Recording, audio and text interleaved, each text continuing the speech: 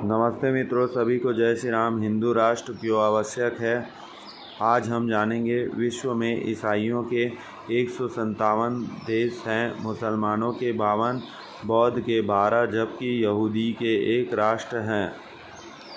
हिंदुओं का राष्ट्र इस सौरमंडल में कहाँ है?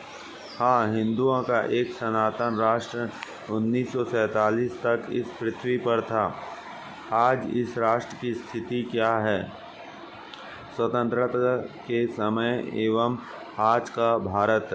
1947 में जहां एक पैसे का भी ऋण नहीं था, उस भारत में आज प्रत्येक नागरिक के सिर पर 32,812 रुपये का ऋण का भार ढो रहा है।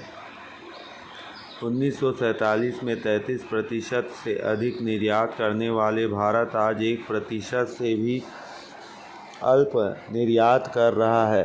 जहां अधिक से अधिक में 10 से 20 विदेशी प्रतिष्ठान थे, उस भारत में आज 5,000 से अधिक विदेशी प्रतिष्ठानों को सिर पर उठाया जा रहा है। जहां एक भी संवेदनशील जनपद जिला नहीं था, उस भारत में आज 300 से अधिक जनपद संवेदन बनाए गए हैं। जहां प्रति नागरिक के पास 1 से 2 गाय होती थी, उस भारत में आबाद गौ हत्या के कारण आज 12 व्यक्तियों पर 1 गाय है। विदेशों में जाकर अत्याचारी कर्जन वाइली ओडवायर जैसे शासकों को ईसावासी करने वाले भारत आज संसद पर आक्रमण करने वाले अफजल को फांसी देने में कई साल लगा देते हैं। देश अभिमान जागृत रखने वाले भारत से देश अभिमान गिरवी रखने वाले भारत, निम्नतर भ्रष्टाचार करने वाले भारत से भ्रष्टाचार की उच्चतम सीमा तक पहुंचा भारत, सीमा पार झंडा फहराने वाले भारत से आज नहीं तो कल कश्मीर के हाथ धो बैठने की प्रतीक्षा करने वाला भारत। यह सूची लिखते समय भी मन आक्रोशित हो रहा है, परंतु गण की तो धूर, मण की भी लज्जा न रखने वाले शासनकर्ता सर्वत्र गर्व से सीना तान कर घूम रहे हैं।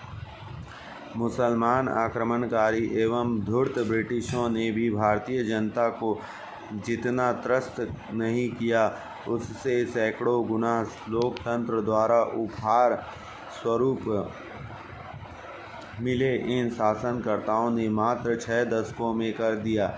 लोगों द्वारा लोगों के लिए लोगों का शासन। लोकतंत्र की ऐसी व्याख्या भारत जैसे विश्व में सबसे बड़े देश के लिए स्वार्थों द्वारा स्वार्थ के लिए चयनित निर्वाचन स्वार्थी शासनकर्ता का शासन ऐसे ही हो चुका है। इस लेखमालिका में भारत की अनेक समस्या वर्णित है। ये समस्या पढ़कर कुछ लोगों के मन में संदेह उत्पन्न होगी कि हिंदू राष्ट्र में ये समस्या दूर कैसे होगी।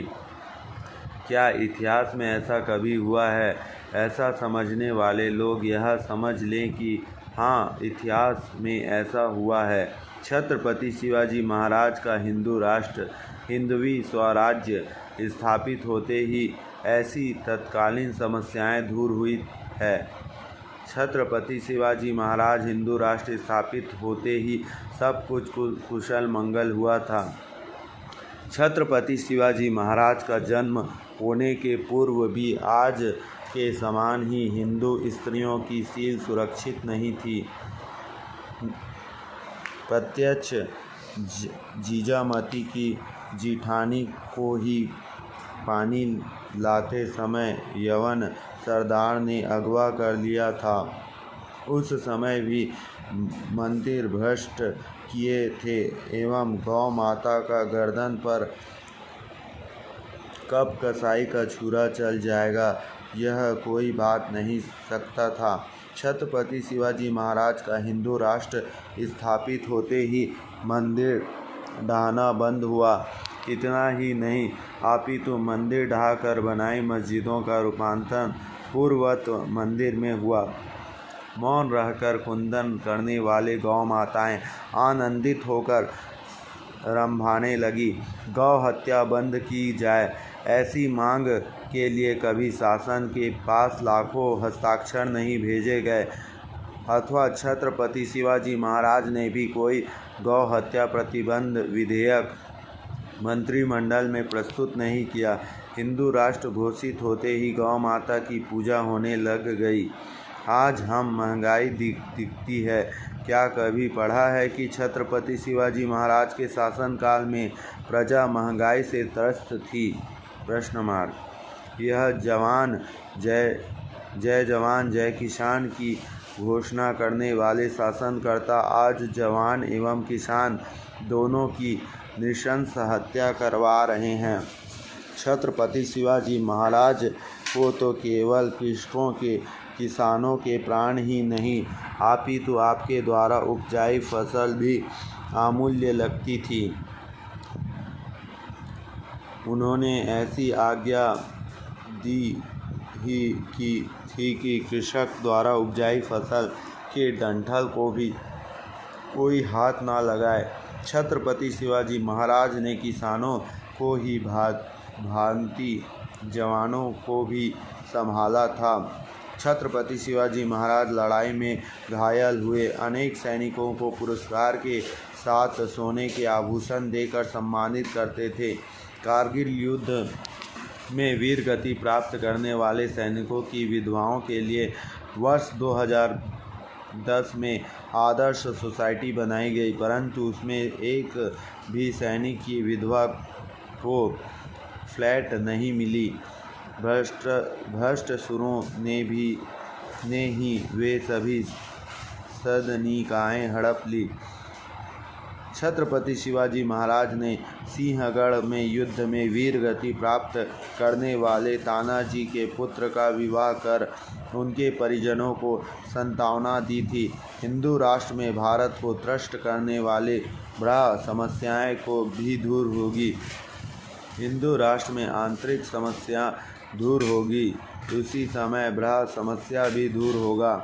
इस समस्या के मुख्य हैं पाकिस्तान एवं चीन द्वारा भारत पर संभावित आक्रमण।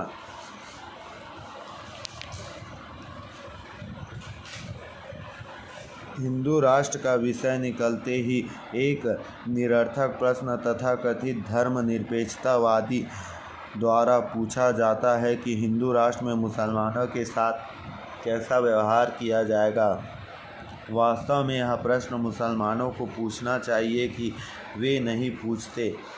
वे तो यही कहते हैं कि हमके लिए पाकिस्तान लड़ के लेंगे हिंदुस्तान।